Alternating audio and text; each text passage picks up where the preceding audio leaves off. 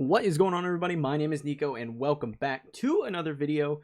E3 season is in full swing, people. It is in full freaking swing. Today we got two showcases, three technically if you want to count Sonic, but none of the Sonic stuff was all that interesting. But we got two showcases showing off two games that I'm incredibly excited for.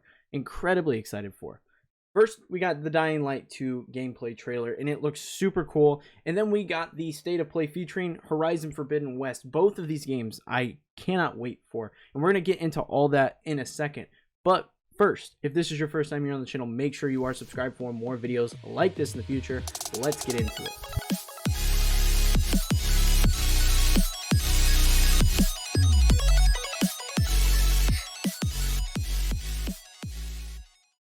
So both of these games, like I said, are super awesome. They've been in development for a while. We've known they were coming. Dying Light 2 we haven't heard anything about for a long time, and then all of a sudden we heard that this gameplay trailer was going to be dropping, and I was super excited for it. So we're going to talk about that one first.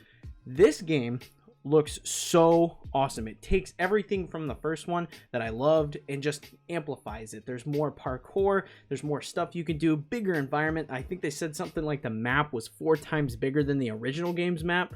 It's just looking very promising, and the way that they have structured this game, it seems super interesting. So there's 3 factions that maintain this city that you will be playing in, and you can choose to join any of these 3 factions, and your decisions throughout the game are going to change how the game actually progresses, different environmental effects, how the map looks, things like that. All of your decisions are going to change how you actually will progress through the game, and they're leading it to seem like there's going to be a lot of replayability because they mentioned that each of the factions has their own very unique, very diverse characters, which is very interesting to me. It reminds me of something similar to the lines of, like, you know, Fire Emblem 3 Houses and stuff like that, where if you take a different path, you're going to have different interactions with different characters, and that's all well and good. That sounds fantastic. That sounds like something I really would look forward to because of the replayability of a game like this. It seems like there's going to be a lot of replay value. However, how true this actually will be is yet to be seen. You know, they say things, it's good marketing.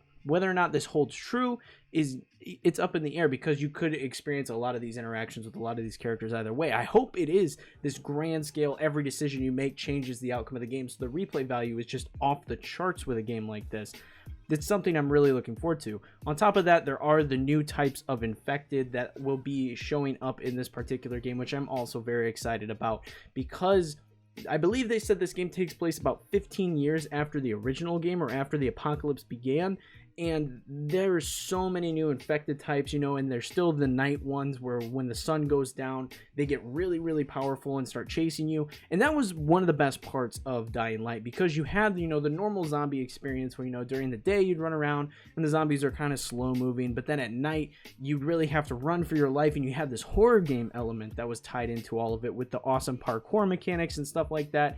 And they've really upped that parkour mechanic here. Like I said earlier, it's going to be huge in maneuvering through this very large city. There's so much in this city, and very tall buildings and things of that nature.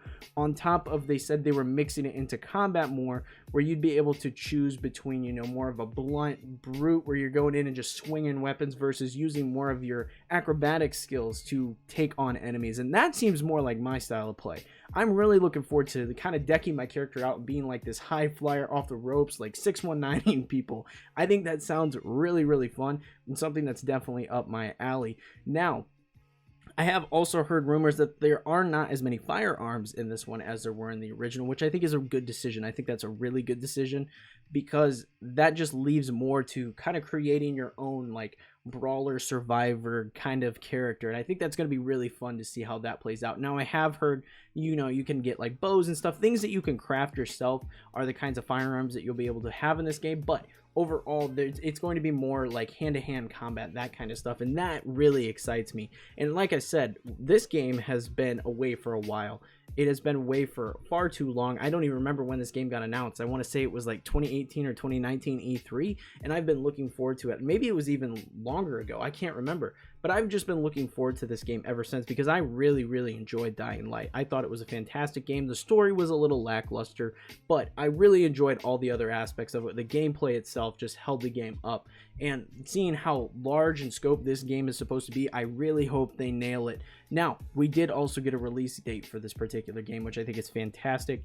I really, really am looking forward to it. It's coming out on December 7th this year. Super awesome to know this game's coming that soon. If it does get delayed, like a lot of games have been because of the COVID stuff and all that going on with the pandemic around the world, I would be totally okay with it, because a lot of people, Cyberpunk is the biggest one that everybody thinks too. It left such a bad taste in everyone's mouth, and I think Cyberpunk really, put the nail in the coffin of the fact that we really need to let developers take their time. If they say they need more time, no, death threats or anything crazy like that. Give the people the time to actually make the game they want to make. And I think that if they need more time out of this, I'd be content, but I'm very much looking forward to a December 7th release. I don't know whether I'll be playing this on Xbox or PlayStation. I suppose it depends on whether or not I have a PlayStation 5 at the time yet or not, but then it also depends on if this happens to come out day and date on Game Pass. If Game Pass happens, I'm going to be playing it there.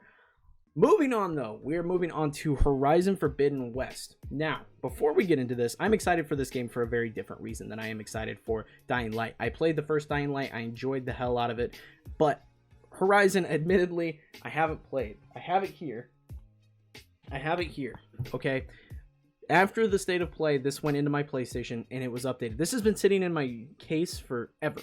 Like, I've had this game, I just haven't played it. My backlog's huge. Another game is God of War, and I just finished Resident Evil Village, and I've been enjoying that game, and I loved it to bits. And then I was like, what story game am I going to play next? And it was between these two games, God of War and Horizon, and I ended up deciding on Horizon because I have a feeling that God of War Ragnarok is getting postponed, so this goes on the back burner until further notice, because I think that Horizon will actually release this year, and I think it's going to release before Ragnarok, so I wanted to make sure I got this one out of the way before I played God of War. Anyways, Horizon Forbidden West is the sequel to Horizon Zero Dawn, which I just showed, and it looks phenomenal. And the reason I'm excited for this game, aside from the fact, that it's a sequel to a main PlayStation game, and I'm a huge PlayStation fan, is that I just wanted to see how this game looked. That was the biggest thing for me, is how this game was actually going to look in comparison to the original game.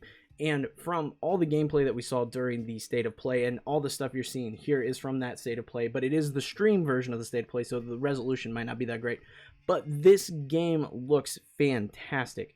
It looks stunning. The physics look super good. The way the water animations work, the way Aloy's hair moves, all of this looks super, super good. And the gameplay looks really solid as well. Like I said, I haven't played the first one, so I really don't have any sort of comparison to base this off of. But the gameplay looks really fun and something I'd definitely be into.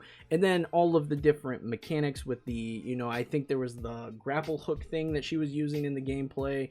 And there were, different like sludge bombs you could throw at the big mammoth thing to slow it down. So there's apparently a lot of new additions, and like the underwater mask thing, so you can stay under and survive underwater without needing oxygen. Tons of different things that they apparently are adding. Like I said, I have no reference point, but they said these were new additions to the game, and all of this looks very, very promising. And just how stunning this game looks, I'm more than ready to hop in and play it, which is why I updated Horizon on my PlayStation 4, and we'll be starting it after I get this video uploaded.